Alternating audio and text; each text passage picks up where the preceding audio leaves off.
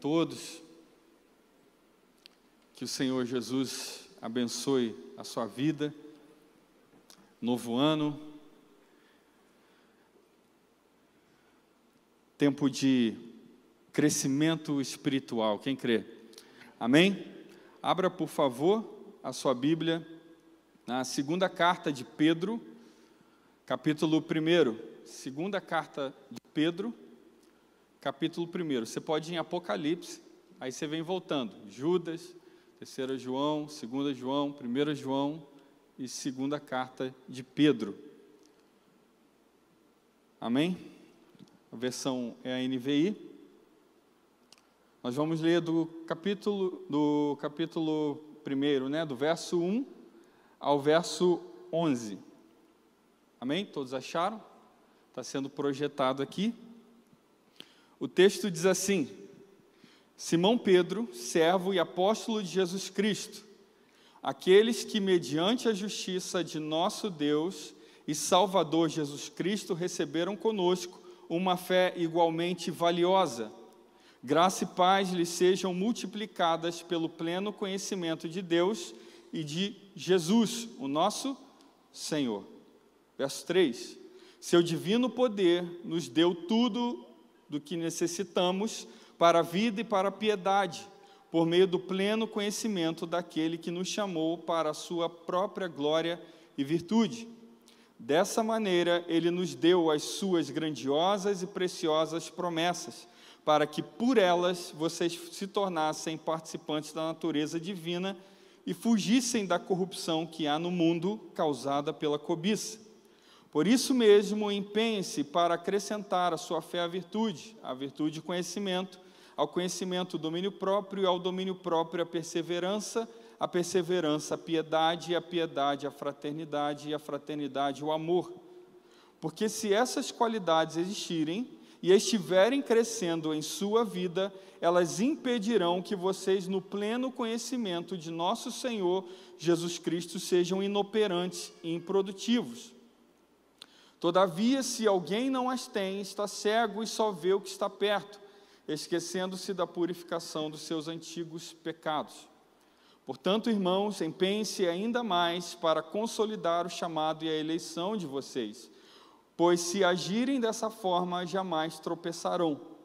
E assim vocês estarão ricamente providos quando entrarem no reino eterno de nosso Senhor e Salvador Jesus Cristo.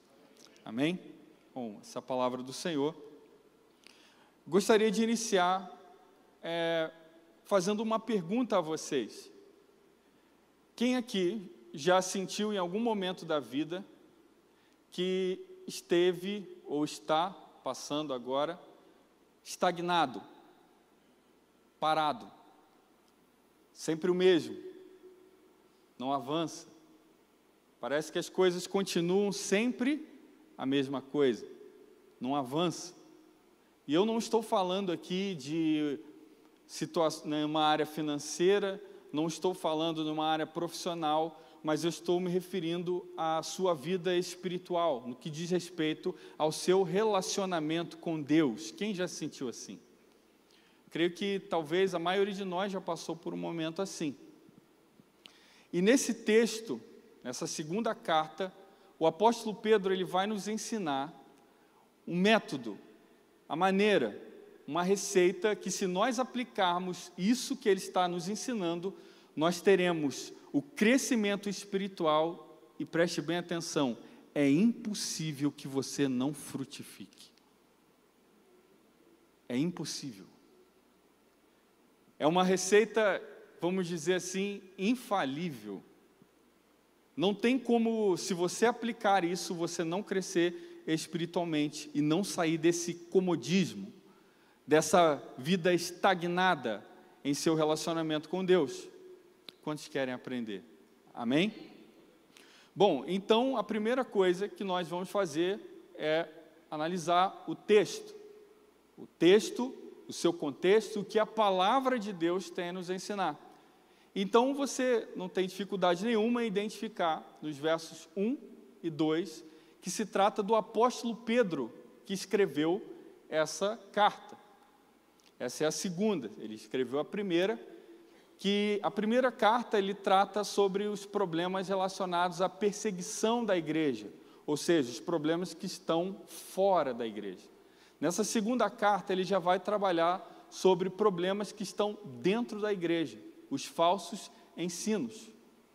E ele começa falando, nessa carta, o que é fundamental para a vida cristã, que é crescimento. Não tem como você que se diz cristão, ou você que abraçou a fé em Jesus, você que decidiu seguir a Jesus, ou você que, de alguma forma, entendeu a mensagem do Evangelho, segue a Jesus, não tem como você ficar em uma vida estagnada. Não tem como você sempre ficar no mesmo nível. Todo cristão, ele é ordenado por Deus e por sua palavra ao crescimento e à frutificação. Você, por exemplo, vê Jesus falar em João 15. Aquele que não dá fruto, o que acontece? É cortado. Porque Jesus é a videira. E todo ramo que está nele deve o quê? Dar fruto. Aí a gente olha para esses textos, a gente ouve muitas vezes essa mensagem e a gente fica preocupado. Será que eu estou frutificando? Será que a minha vida está estagnada espiritualmente? Sabe, aquela mesma coisa de sempre, sem empenho, sem fervor espiritual, sempre a mesma coisa. Então, nós vamos aprender, segundo aqui a palavra de Deus, essa carta de Pedro, a como vencer e romper isso. Amém? Como eu falei, ele se apresenta, Pedro, servo e apóstolo de Jesus Cristo, Simão Pedro. Simão era o nome dele, Pedro o nome que Jesus deu a ele. Lembra? Tu és Pedro. E aí ele fala para quem está endereçada a carta. Por exemplo, as cartas de Paulo. Eu, Paulo, escrevo aos Colossenses, aos Tessalonicenses. E aqui, Pedro, especificamente, ele não fala em um povo ou uma localidade específica. Nós sabemos que ele está escrevendo a determinadas igrejas da Ásia, mas ele fala que a carta é aqueles, no verso 1 ainda, aqueles que mediante a justiça de nosso Deus e Salvador Jesus Cristo, receberam conosco uma fé igualmente valiosa. Então, esse recado é para todos aqueles que têm uma fé. E o interessante que ele fala é igualmente, uma fé igualmente valiosa. Então não tem fé mais especial, fé com poder mais especial. É lógico que nós temos o dom da fé, que ele é algo dado especificamente pelo Espírito de Deus em uma situação. Mas todos nós temos a nossa fé valiosa, e a fé que você tem é a mesma fé que o apóstolo Pedro teve. A fé é igualmente valiosa. O verso 2 diz: graça e paz lhe sejam multiplicadas pelo pleno conhecimento de Deus e de Jesus, o nosso Senhor. Que ele está? Olha só essa palavra aqui que ele está dizendo. Pelo pleno conhecimento. Grifa isso, conhecimento. Você vai ver Pedro repetir essa palavra algumas vezes nesse capítulo. A palavra conhecimento.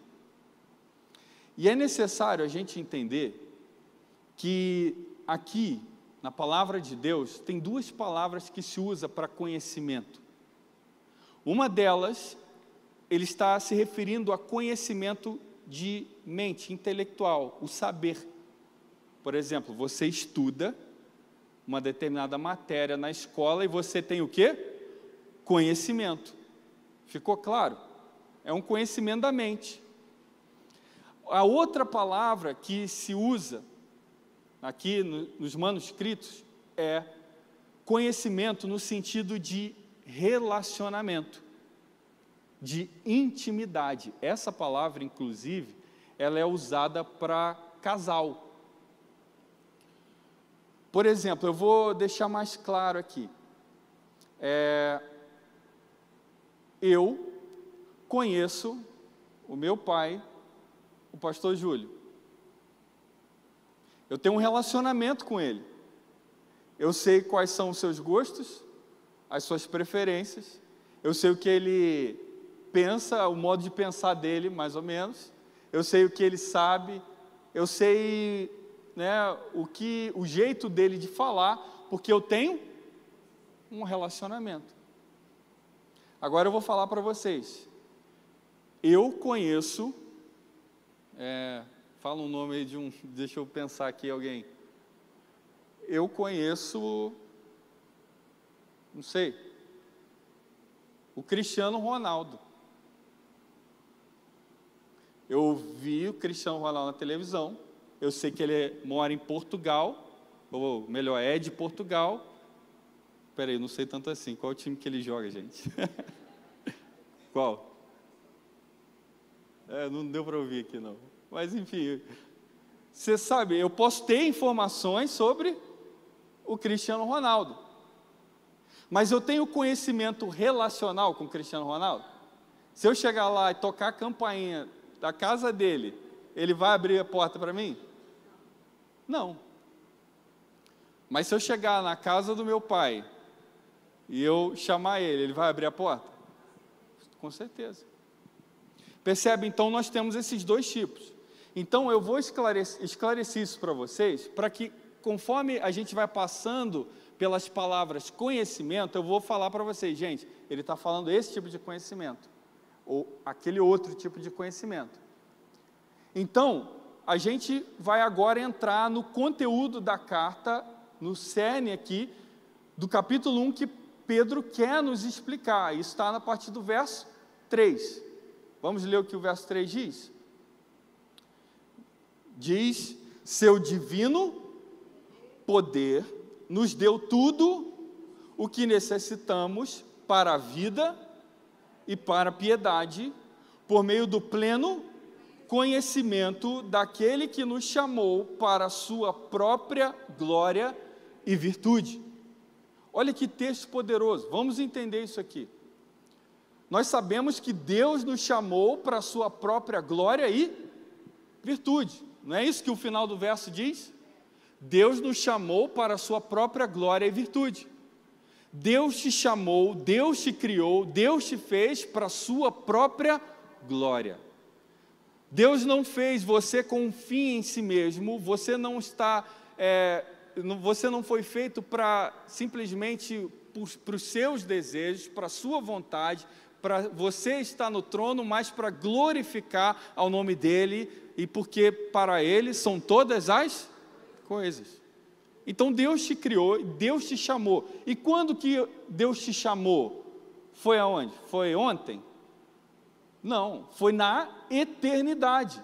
Antes da fundação do mundo, Deus já chamou você. E em algum momento da fé, ou melhor, em algum momento da sua vida, foi despertada a sua fé e você veio até Jesus. Porque Ele te chamou. Agora, se Ele te chamou, há um caminho até Ele. Eu chamo quem está lá atrás para vir aqui. É um caminho a se percorrer, sim ou não? Se Deus nos chamou, Ele nos chamou para irmos até Ele através de um modo, e o objetivo é uma vida, uma vida e para a piedade.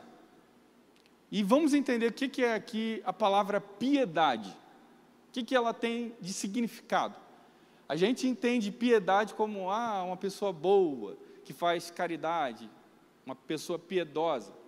Mas no texto bíblico, é muito mais do que isso. Não se limita a isso. Piedade é o seu relacionamento correto com Deus. A sua devoção a Deus, o seu coração entregue a Ele. Isso se chama piedade. E não só um relacionamento com Deus, mas também um relacionamento com as pessoas, com os irmãos. Então, quando você ouvir que fulano é uma pessoa piedosa, no contexto bíblico, no contexto da fé, significa que aquela pessoa é uma pessoa que ela desenvolve o seu relacionamento com Deus, que se entrega a Deus, que ela tem a forma de relacionar com Deus segundo a palavra correta, a interpretação correta da Escritura, e não só isso, mas também ela se relaciona bem com as pessoas. Entendeu? Então, Deus que nos chamou, Ele nos chamou com esse objetivo, de irmos até Ele com esse estilo de vida de piedade. Não é uma forma que eu imagino a minha caminhada, mas é uma forma que Deus já estabeleceu. Se Ele nos chamou, Ele determinou o modo que vamos até Ele.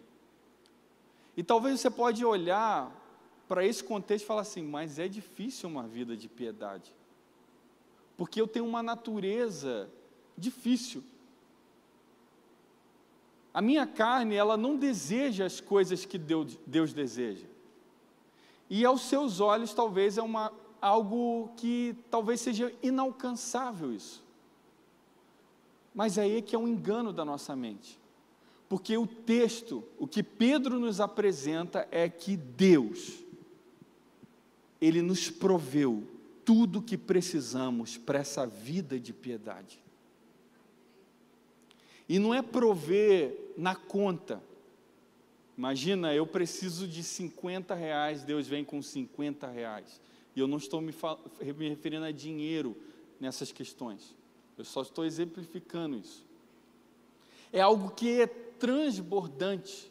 É algo que é muito grandioso, muito valioso. Deus nos supriu de uma forma abundante em tudo que a gente precisa para ir até Ele nessa vida de piedade, de entrega e devoção. Deus, Ele proveu. E como nós sabemos que isso é abundante? Como nós sabemos que isso é grandioso? Porque é a fonte de onde vêm essas coisas que nos auxiliam, que nos suprem nessa caminhada, vem do seu divino poder. E eu pergunto para você, o que é o poder de Deus? Qual o tamanho do poder de Deus? Você sabia que, nesse momento, todos os corpos celestes, e a gente nem tem em mente como calcular o tamanho deles, todos eles estão sendo sustentados pela palavra e pelo poder do nosso Deus. A terra girando, controlada, nem para mais nem para menos, a lua orbitando a terra, controlando as marés. O poder de Deus é algo, irmãos, que nós não podemos nem mensurar. E é esse poder que fornece a você tudo o que você precisa para a vida e para essa vida de devoção a Deus. Então, nós sabemos que a fonte é o poder de Deus, é o divino poder. E de que forma que ele chega até nós, esse poder? De que forma que esse poder transborda sobre nós? Por meio do pleno conhecimento daquele que nos chamou. E aqui Pedro vai usar a palavra conhecimento no sentido relacional, intimidade. Então, quando eu conheço a Deus, quando eu vou me aprofundando no relacionamento com Deus, eu vou me entregando o meu coração a Deus, em um relacionamento com Ele, à medida que eu vou conhecendo mais a Deus, eu vou recebendo esse poder que me permite viver uma vida de entrega, de santidade, de piedade em Sua presença. Amém? Ficou claro esse verso 3?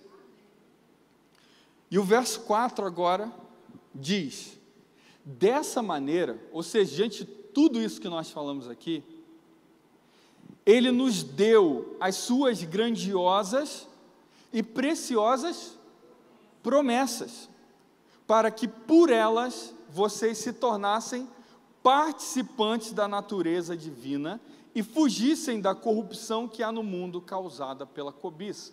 Vamos entender isso aqui. Se nós falamos que o poder de Deus é grandioso, que aquele que nos chamou, Ele nos chamou para a sua glória, a glória de Deus é algo que nós não podemos nem medir, nem calcular. Esse Deus grandioso nos deu também grandiosas e preciosas promessas. E é diferente, irmãos, de uma promessa feita por homem. Eu posso prometer algo para vocês, mas por meio das circunstâncias, algo me impedir de eu cumprir. Sim ou não? Imagina só, eu vou estar com vocês aqui às 7h30. E aí, de repente, acontece um acidente na avenida que engarrafou e os bombeiros estão tentando e aí não tem como eu chegar aqui. Aquela promessa foi o quê? De alguma forma foi quebrada. Apesar de eu não controlar os meios, as circunstâncias, mas querendo ou não, aquilo não aconteceu. Com Deus não é assim. Quando Deus ele libera uma promessa para nós, a irrealidade é a mesma coisa. Quando Deus fala, né, mesmo que aquilo não exista, aquilo já passa a existir, aquilo já passa a ter existência. Então as promessas de Deus são a mesma coisa que a realidade. Quando Deus ele promete algo a nós, aquilo verdadeiramente se cumpre.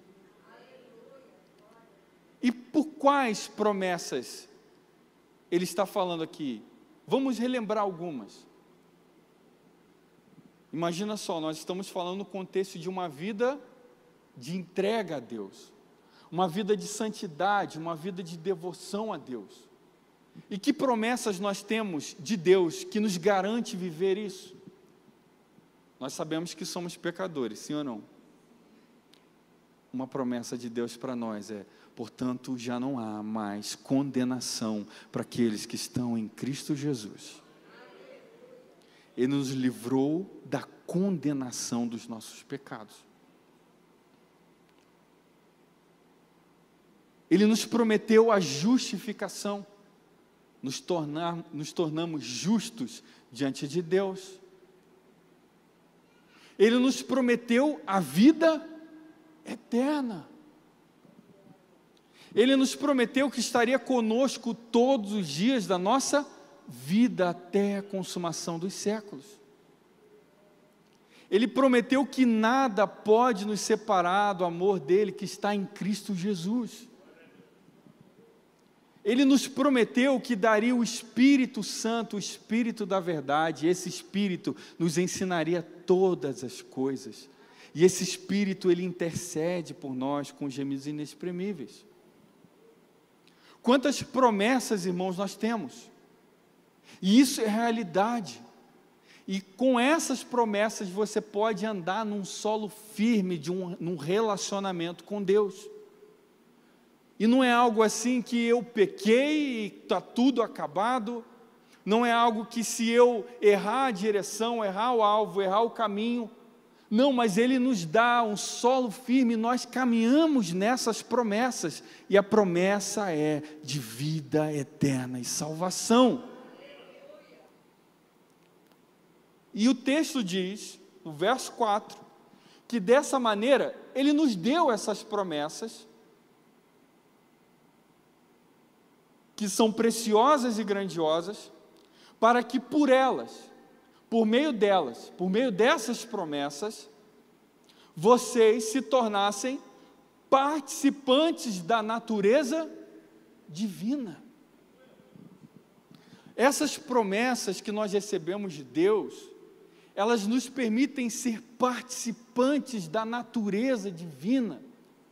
E o que o texto quer dizer com isso? Será que eu virei um Deus também? Não. Não significa, irmãos, que nós temos agora a essência de Deus, os atributos de Deus. Deus é Deus, a criação é criação. Sempre será assim, mesmo depois da glorificação, teremos a imagem de Jesus Cristo, mas somente Ele é Deus em essência. Então nós não somos deuses, nós somos criação dEle, para a glória dEle. Há atributos de Deus, qualidades de Deus que são incomunicáveis, Ele não passa isso para a gente. Por exemplo, a sua onisciência, de saber tudo. A sua onipresença, de estar em todos os lugares. O seu poder, no sentido da sua glória. Tudo isso, Ele compartilha conosco atributos que são comunicáveis. Por exemplo, o seu amor, a sua santidade. Nós podemos participar. Vamos entender o que é natureza. Por exemplo, cada um de vocês tem uma natureza. Você tem um modo de pensar. Você tem sua personalidade. Você tem as suas preferências. Isso é a sua natureza. Nós temos natureza. O problema é que a nossa natureza, ela está corrompida. E isso aconteceu na queda, no que chamamos da queda do homem. Lembra quando Adão desobedece? O sistema é corrompido. E no Salmo 51, você vai ver Davi falar assim: em iniquidade eu fui formado, em pecado me concebeu a minha mãe. Então, todos nós temos essa natureza. Quem já ouviu falar da guerra da carne e do espírito? Sim ou não? Então, a carne é essa sua natureza ruim. A natureza que nós temos, ela não quer viver essa vida de devoção, de piedade, de entrega a Deus. Ela não quer, de jeito nenhum. Isso é a sua natureza humana. Só que o texto está dizendo que por essas promessas que Deus nos fez, Ele abriu um caminho que não existia. E esse caminho agora nós podemos nos tornar participantes da natureza do próprio Deus.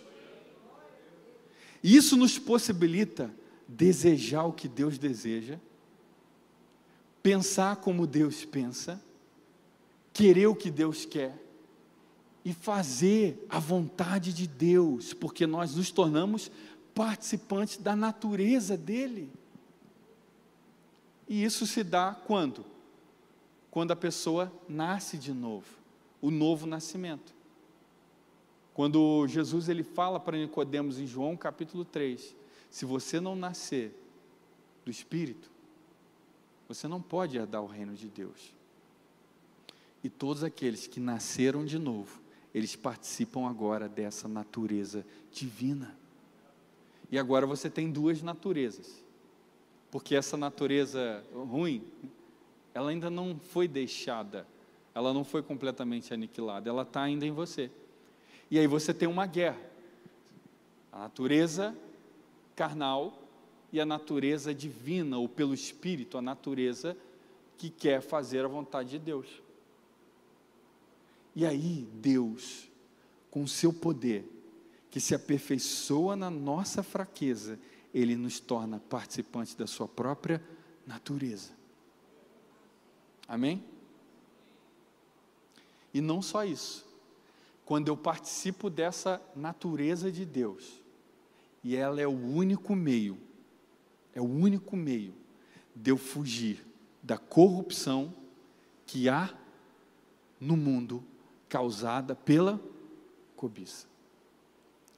A questão, irmãos, é que as pessoas não percebem isso.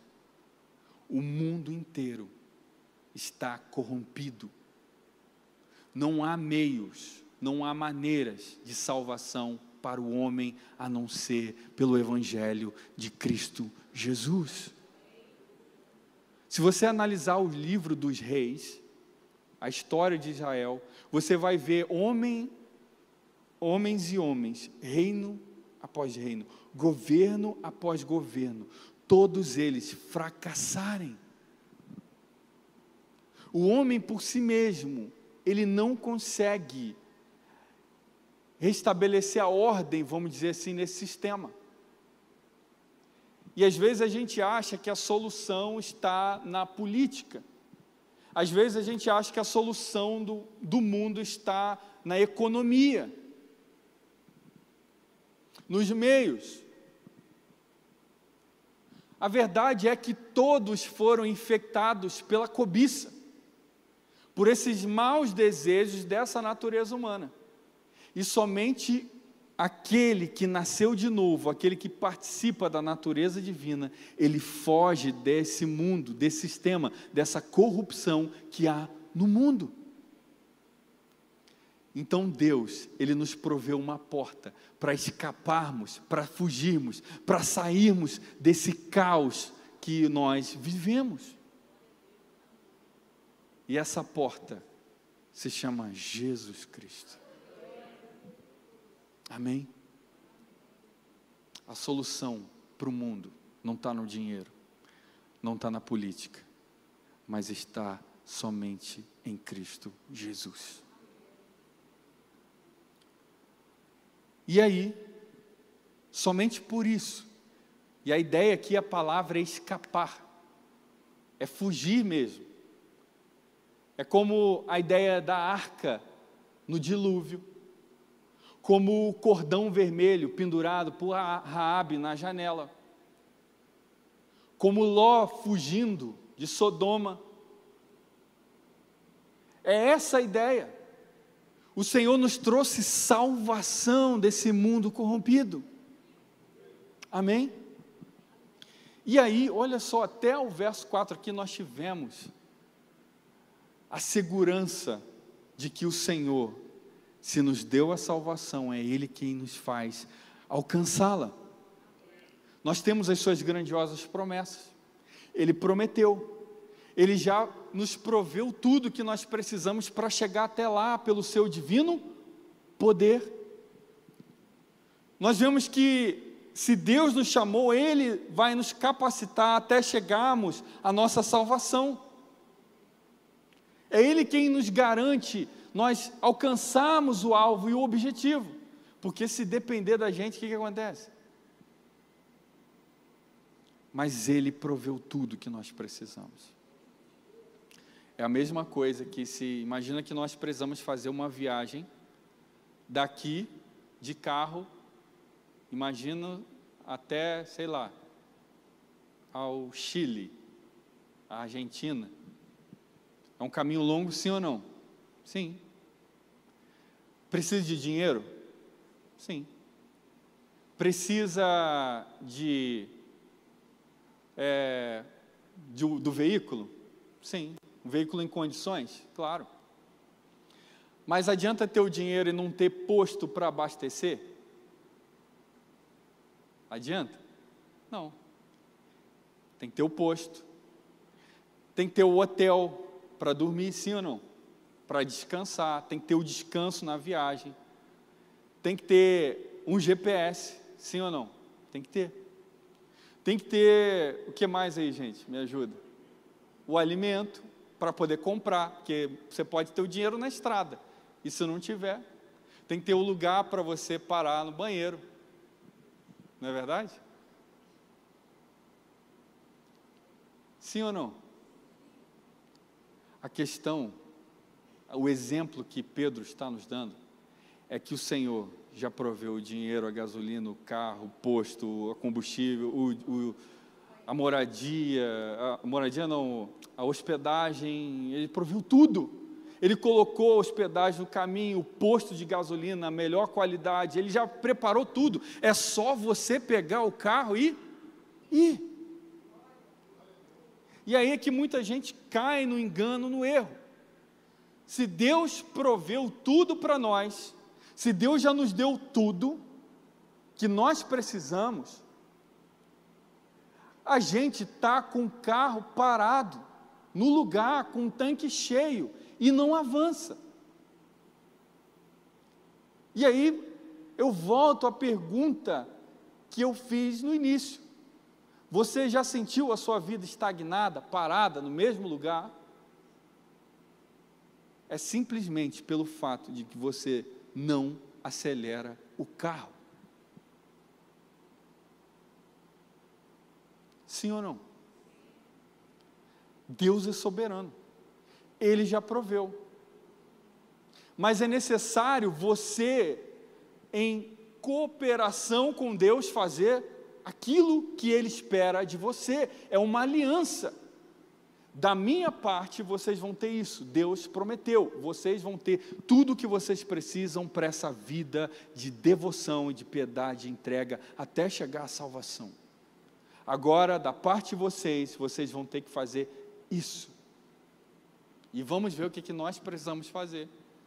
E aí eu quero exemplificar isso como se fosse, imagina aqui, Pedro vai dar para a gente a receita do crescimento espiritual. Ele vai falar para a gente, coloca a mão na massa e faz. Sabe quando você abre o Instagram, o YouTube aí, vai ver um vídeo de receita? Hoje em dia a internet salva, hein? Porque coisas que você nem imagina, você consegue fazer rapidamente, olhando um vídeo, sim ou não? Pessoal, no vídeo de hoje a gente vai aprender a fazer uma receita, que essa receita, se você seguir, é impossível você não crescer e não frutificar espiritualmente. Não tem como dar errado. Vamos ver qual receita é essa? Verso 5. Por isso mesmo, empenhem-se, olha essa palavra, grifa ela, empenhem-se. Deus está falando isso para quem? Para a gente. Se empenha nisso. A gente não quer colocar empenho nas coisas, sim ou não? Eu ouvi uma frase muito interessante. Hoje em dia, se sabe de muita coisa, mas num nível muito raso. As pessoas não têm empenho em algo, em estudar, em se dedicar. As pessoas não querem isso, elas querem as receitas fáceis, rápidas, miojo. Mas ele está falando, bota a mão na massa. Isso que vocês vão fazer não é um miojo que está pronto em 3 minutos. Minojo é minojo mesmo. Que o mal que aquilo faz para a saúde, né? E ainda bota um suco tangue ainda junto para tomar. Então, não é um miojo. Você deve preparar esse prato com dedicação. E o Senhor já te deu o primeiro ingrediente. E que ingrediente é esse? É o que ele vai falar. Olha lá. Por isso mesmo, empenhe-se para acrescentar a sua fé, ou seja, a fé você já tem, quantos creem? Agora, vamos entender isso aqui. A fé é simplesmente acreditar que Jesus existe? O que vocês acham? Tem muita gente que crê que Jesus existe. Você para na rua, as pessoas, vai lá no Alberto Brownie e faz uma entrevista com 10 pessoas. Eu te falo que, se não as 10 vão falar para você, eu creio em Jesus, tenho fé em Deus, eu tenho fé em Deus. Mas a fé, ela não está limitada ao intelecto, eu crer que Ele existe. A fé é muito mais que isso. Lembra que a fé é o firme fundamento das coisas que não se veem.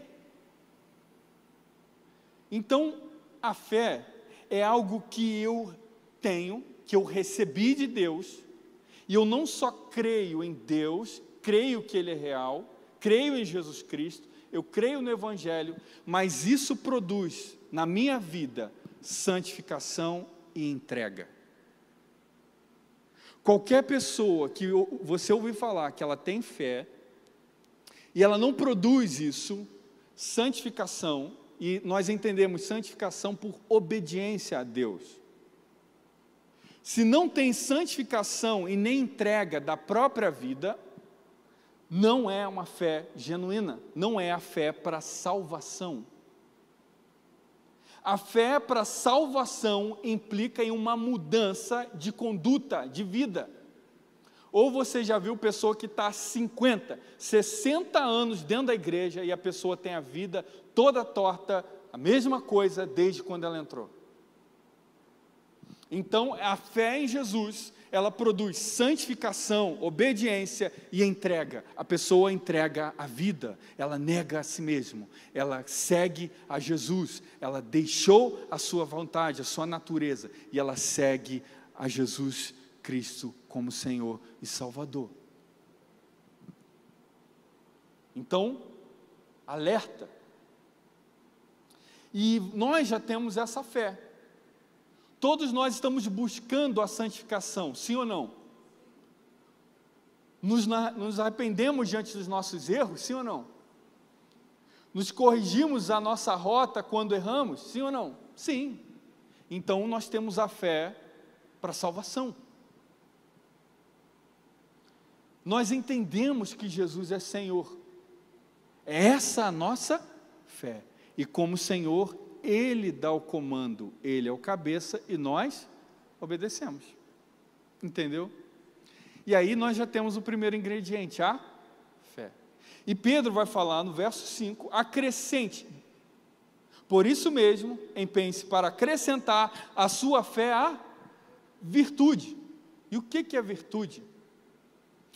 Virtude aqui é no sentido de um comportamento correto, bondoso, algo relacionado à moral, no sentido de mente, sentimento e ação. Por exemplo, uma pessoa virtuosa, lembra da mulher virtuosa? Quem lembra? Provérbios 31. Por que ela é virtuosa? É no sentido, porque o seu procedimento, o seu pensamento e os seus sentimentos são corretos. Ela tem uma vida virtuosa. Então você tem que pegar essa sua fé e acrescentar a virtude. E o que é isso? As suas ações mostrar a sua fé. Porque tem gente que tem fé, mas não tem ação, não tem obra.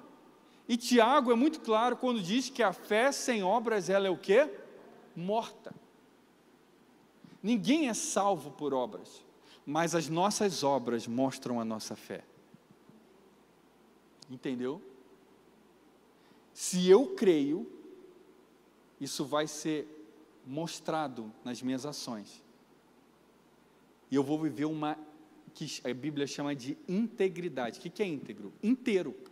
Cabeça, eu ia falar ombro, joelho e pé, não. É cabeça, coração, sentimento e atitude. Ficou claro? Então, isso tudo é virtude. Eu sou inteiro para Deus. Eu creio, mas eu faço o que Ele manda. Eu obedeço a ordem dEle. Está claro? Então, a virtude, uma pessoa bondosa, e a bondade, ela vem de Deus. É uma pessoa que se preocupa em pensar em coisas boas. Os seus sentimentos são bons, não tem sentimento ruim. Ela procura ter os seus sentimentos bons, desejar o que Deus deseja. Porque tem gente que faz as coisas para Deus, mas vamos lá, né? Vamos fazer. Mas não só isso, eu entendo o que é para fazer, eu entendo a maneira correta, eu desejo fazer de coração para Deus e eu faço. Amém? Então, acrescente a sua fé à virtude. E o verso 5 ainda, né? E a virtude, o conhecimento. E aí, lembra que eu falei para vocês, quando a gente chegasse na palavra conhecimento, eu ia falar para vocês de qual se trata? Aqui, conhecimento já é do saber. Não é mais intimidade. Por quê? O que Pedro aqui está explicando nesse verso é que é necessário você acrescentar nessa receita conhecimento de Bíblia. Pedro ele vai falar ainda no capítulo 1 sobre as sagradas escrituras, que ela não é fábulas engenhosamente inventadas por homens, mas são homens inspirados pelo próprio Espírito de Deus que escreveu essas palavras.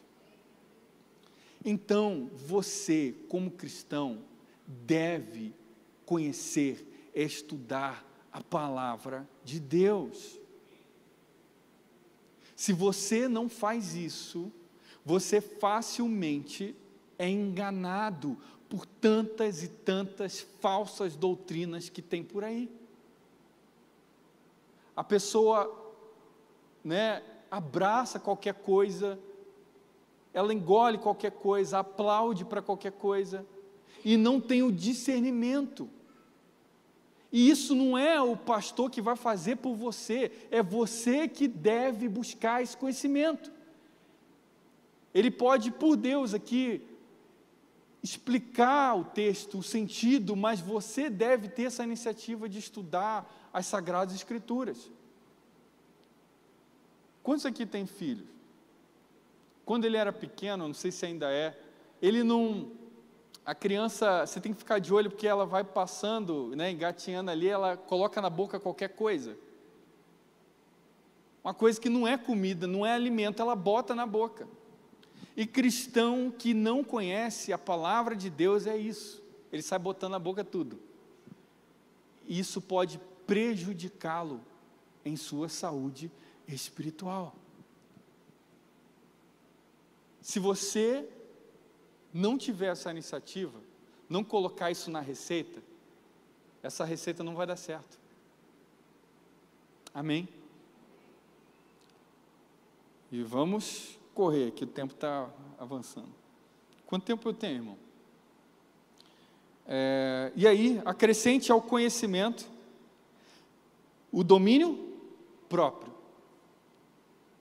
Está bem claro aqui o que é domínio próprio, né? É dominar a si mesmo. E dominar a si mesmo, a gente só vê se a gente tem um domínio próprio, é quando as coisas apertam. É quando o enviado, vamos falar assim, vem e quer pisar no teu pé. É nessa hora que você tem. Acrescenta nessa receita, irmãos, o domínio próprio, segura a onda, vamos falar assim. Isso é algo que o próprio Espírito de Deus produz em nós. É o fruto.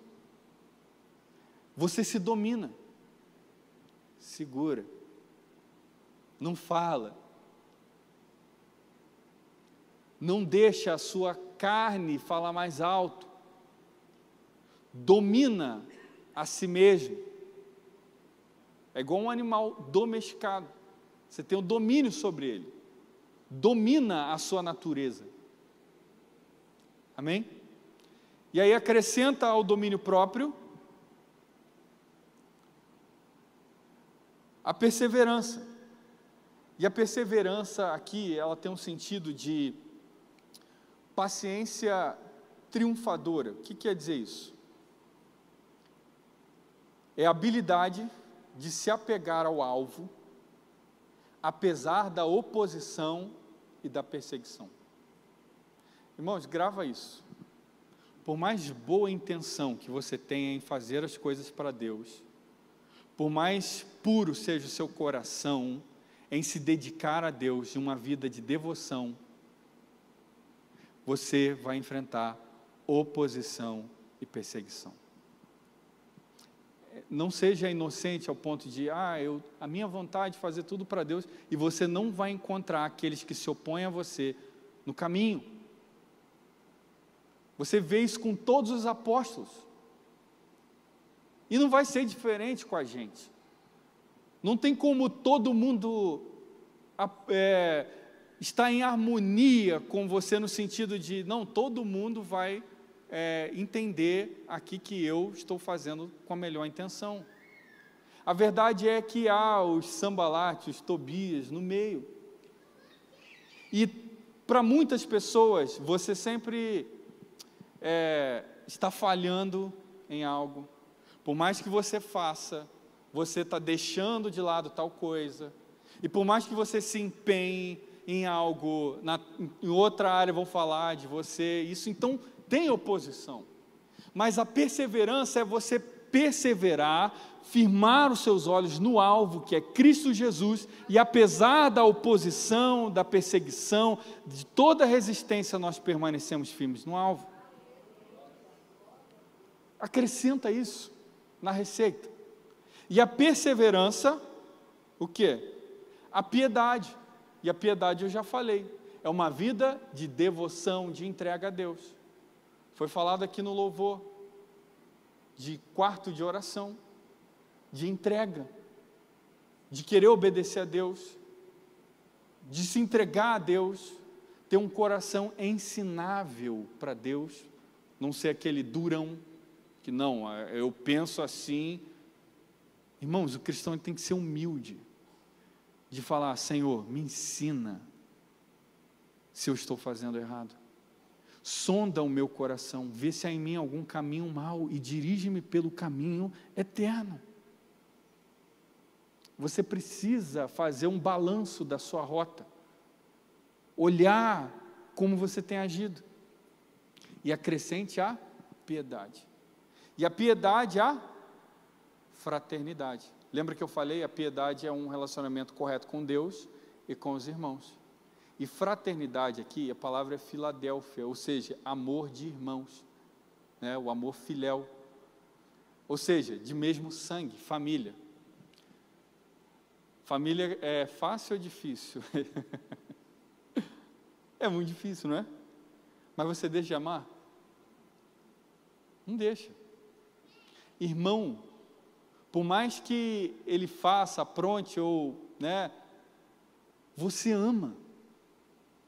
E é esse pensamento que nós temos que ter com os nossos irmãos em Cristo. Se ele errou, eu vou entender ele como meu irmão de sangue, porque é do mesmo sangue, o sangue de Cristo Jesus, que nos purificou de todo pecado. E por último, fraternidade, o amor. E o amor é a maior de todas as virtudes. 1 Coríntios 13 vai falar muito claro sobre isso. O amor, ele é aquele que permanece. Tudo passa, mas o amor permanece para sempre. Anotou aí a receita, gente? Acrescentar e acrescentou. Todas essas virtudes é necessário. Tudo isso nós precisamos exercer na nossa caminhada. E o verso 8 diz, porque se essas qualidades estiverem, ou melhor, se essas qualidades existirem, e estiverem o quê? Crescendo em sua vida, ou seja, isso não é algo que você tem e acabou, mas é necessário um desenvolvimento disso. Essas coisas devem existir em você, e elas devem estar crescendo dentro de você. Cada vez mais você sendo piedoso, cada vez mais você tendo domínio próprio, cada vez mais você tendo a fraternidade, cada vez mais você exercendo tudo isso, o conhecimento na palavra, tudo isso, você cada vez mais crescendo, tendo essas coisas, elas crescendo em vocês, elas impedirão que vocês, no pleno conhecimento, e aqui é intimidade, de nosso Senhor Jesus Cristo, é impossível que vocês sejam inoperantes e improdutivos. É impossível você falar que você é um crente que não frutifica, se você fizer essas coisas. Todavia, se alguém não as tem, está cego, e só vê o que está perto. Eu acho que não mudou ali, né? Acompanhe na sua Bíblia, verso 9. Todavia, se alguém não as tem, está cego, e só vê o que está perto. Como assim, Pedro? Está cego, mas só vê o que está perto? Quem está cego, não é? Mas não, aqui no sentido de miopia, sabe? Não enxerga, só enxerga aqui, ó, O que isso quer dizer? Se você não tem essas coisas, se você não acrescenta isso na sua vida, você é um cristão que não tem discernimento e nem visão. Você não tem compreensão correta da sua caminhada na fé com Jesus. Entendeu? Quem não as tem. E esquecendo-se da purificação dos seus antigos pecados. Ou seja, aquela pessoa, já viu aquela pessoa que vive num drama consigo mesmo? Ai, meu Deus do céu, será que eu sou salvo? Será que Jesus me perdoou daquilo? Será que o meu passado lá atrás eu fiz aquilo? E isso não vai de alguma forma me afetar? Ela se esquece, ela só enxerga perto. Ela não tem essa firmeza na fé, ela não sabe para onde ela está caminhando. Por quê? Ela é como se fosse cega, ela não está vendo o alvo. E todos aqueles que têm essas qualidades, e elas crescem em você, você vai desenvolvendo isso, você enxerga muito bem, você enxerga o seu alvo, para onde você está indo. E para quem não sabe para onde está indo, como é que falam por aí? Qualquer caminho serve. O cristão que desenvolve isso, ele tem certeza, e é o que o Pedro fala no verso 10. Portanto, irmãos, empenhem-se ainda mais para consolidar o chamado e a eleição de vocês, pois se agirem dessa forma, jamais tropeçarão. Jamais tropeçarão. E assim, vocês estarão ricamente providos quando entrarem no reino eterno de nosso Senhor e Salvador Jesus Cristo. Se você procura fazer isso, se você aplica essa receita na sua vida, não tem como dar errado. Você não anda mais inseguro, será que eu vou? Será que eu vou alcançar? Não, o cristão ele consolida, ele confirma a sua posição, e cada vez mais essa certeza dentro de você vai aparecendo. Porque eu sei para onde eu estou indo, eu sei o caminho que me leva até Ele, porque Ele é a porta, Ele é o caminho e Ele é meu alvo. E então eu caminho nessa verdade, enxergando. E aí eu vou ser recebido, ricamente suprido, quando eu entrar no reino eterno de Jesus Cristo. E o que isso significa? Quando nós entrarmos, irmãos, quando o Senhor Jesus nos chamar para a sua glória, quando Ele vier, todos nós receberemos da parte dEle galardão, recompensa. O Senhor Jesus disse: não ajunteis tesouro na terra, onde a traça, então ajunteis tesouro nos céus. Essa ideia de recompensa que nos aguarda, não é algo que nós podemos imaginar, porque é muito mais do que a nossa mente alcança. Nada na terra se compara ao que vamos receber das mãos do próprio Deus. E quando nós fazemos tudo isso, nós estamos ricamente supridos, ou seja, vamos receber honras no céu. Porque Paulo, é muito interessante isso, Paulo ele fala que há pessoas que vão ser salvas como quem é arrebatado do fogo. Já viu? A pessoa sai com um cheiro de queimado.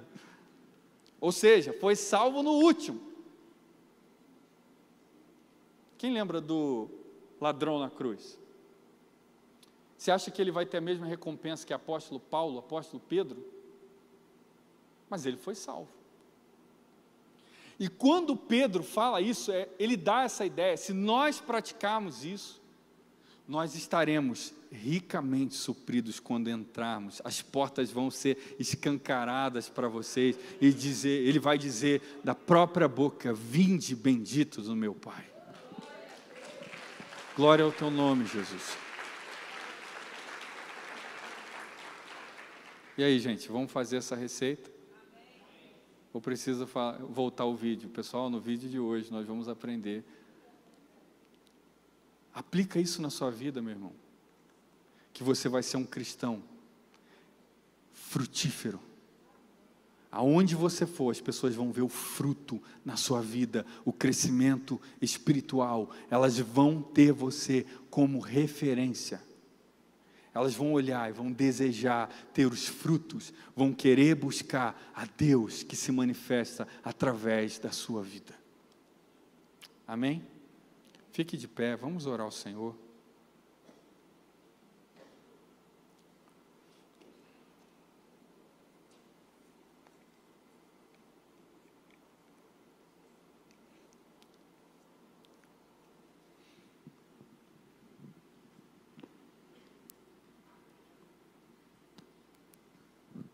Feche seus olhos. Senhor, obrigado, Senhor, pela sua palavra. Obrigado, Senhor, porque sabemos, temos a certeza de que o Senhor nos ama. E se o Senhor nos ama, o Senhor nos chama a dar esse passo de fé, de empenho. Senhor, eu creio, Senhor, que há muitos irmãos aqui, irmãs, que não desejam mais ficar, Senhor, nesse marasmo, nessa estagnação, nessa mesmice espiritual.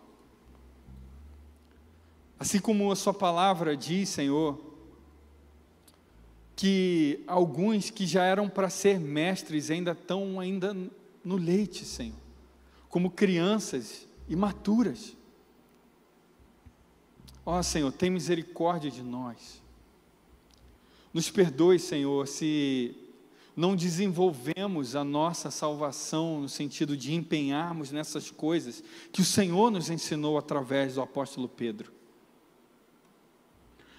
Senhor, que nesse novo ano, uma nova história seja escrita na nossa vida, Senhor. Uma história de frutificação, uma história de crescimento espiritual, Senhor. Crescimento a tal ponto que as pessoas que estão ao nosso redor, o convívio, aquelas pessoas que convivem conosco, vão olhar e vão saber que nós verdadeiramente damos frutos e seguimos a Jesus Cristo.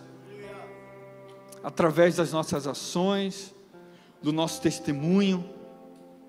Nos perdoa, Senhor, pelo tempo em que ficamos estagnados, em que não pegamos o carro, Senhor, e não saímos em direção ao nosso alvo.